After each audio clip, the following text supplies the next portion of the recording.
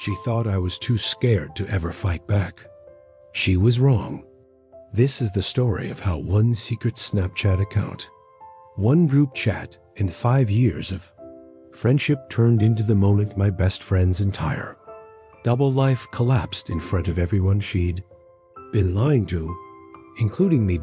If you've ever been manipulated by someone you trusted completely, someone who smiled at you while quietly taking everything from you, you're going to feel every second of this one.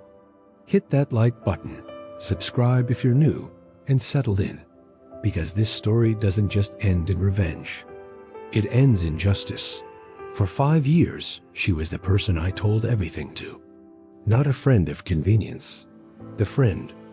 The one who knew my passwords, my fears, the exact way I took my coffee.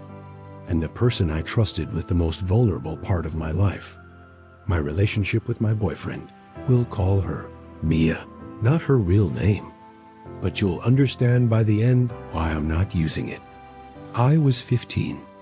My boyfriend and I had been together for a while. The kind of young relationship that feels enormous when you're in it. Late night texting, inside jokes, the specific kind of comfort that makes you feel like you finally found your person. And Mia had a front row seat to all of it. She asked about him constantly. She wanted every detail.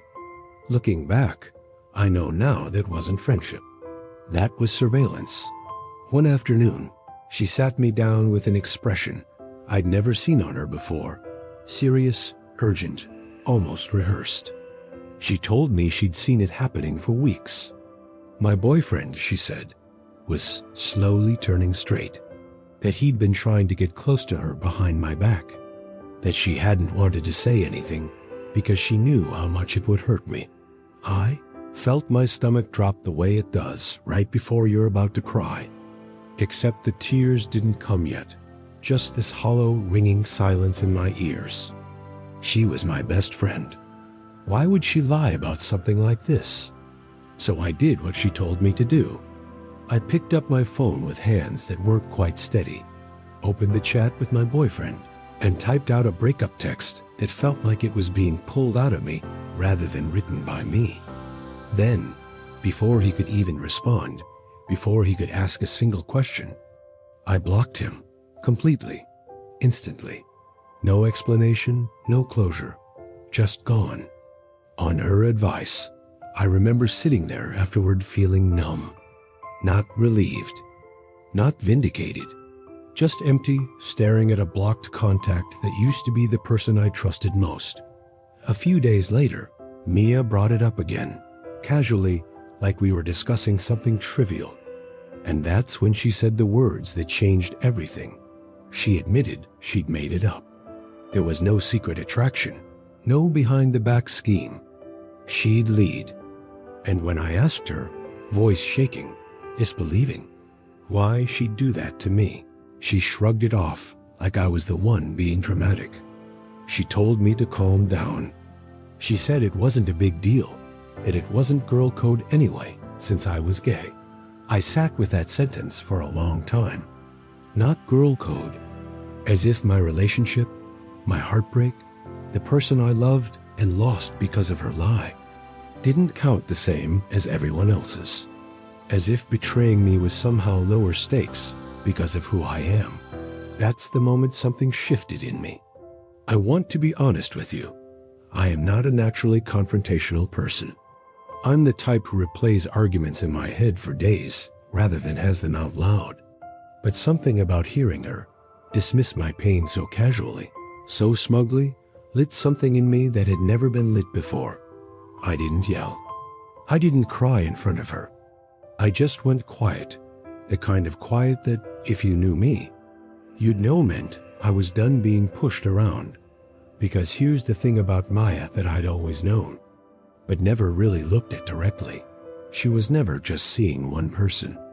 She always had multiple boyfriends running at the same time, spread out, compartmentalized, each one convinced he was the only one. I'd known this for years and always brushed past it, telling myself it wasn't my business. But now it was. I decided I wasn't going to scream. I wasn't going to post some vague, dramatic story online. I was going to let the truth do the work for me. Quietly, over the course of a few days, I downloaded Snapchat under a name that meant nothing to her. I turned off location sharing. I made sure there was nothing, no photo, no username, no mutual friend that could trace the account back to me. Then I started searching one by one. I found the boyfriends, not just her current ones.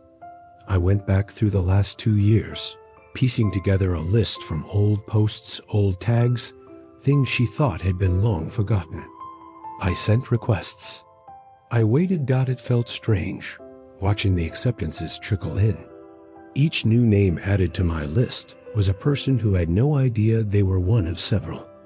Within about a week, I'd connected with roughly 80% of them, including, notably, every single person she was currently seeing at the same time.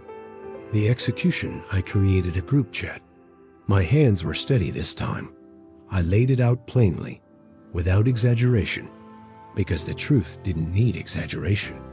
I told them they were all currently dating the same girl.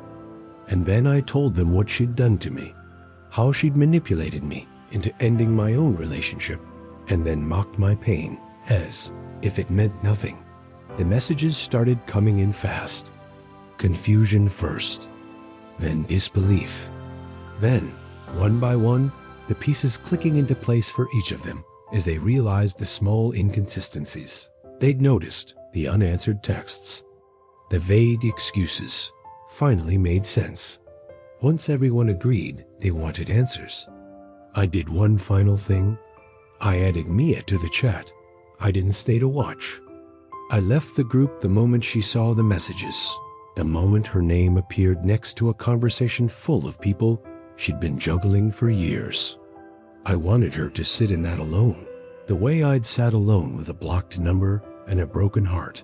The payoff: a few days later, one of the boyfriends messaged me directly. He told me what happened after I left, that the group had confronted her together, that every relationship had ended in the same hour, that there was nowhere left for her to spin the story. But then came the detail I hadn't expected, and honestly, the one that mattered most. As people compared notes in that chat, it became clear the ages involved ranged far wider than any of us had realized, from someone barely a teenager up to a grown adult in his 30s. Mia and I were both 15 at the time. What had started as a plan to expose a lie had uncovered something far more serious. I didn't hesitate. I helped report every adult involved to the proper authorities. What began as a story about a broken friendship turned into something that mattered a lot more than my own hurt feelings, protecting people who didn't know what they'd actually been part of. To this day, Mia won't look at me.